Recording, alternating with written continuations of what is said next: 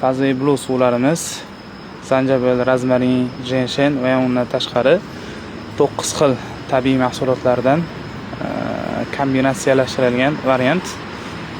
100% tabiiy narsa, energetika ichganinglarda srazi bildiradigan narsa. Aniq 100% ayta olamanki, bunaqa ta'mni hali sezmagansizlar.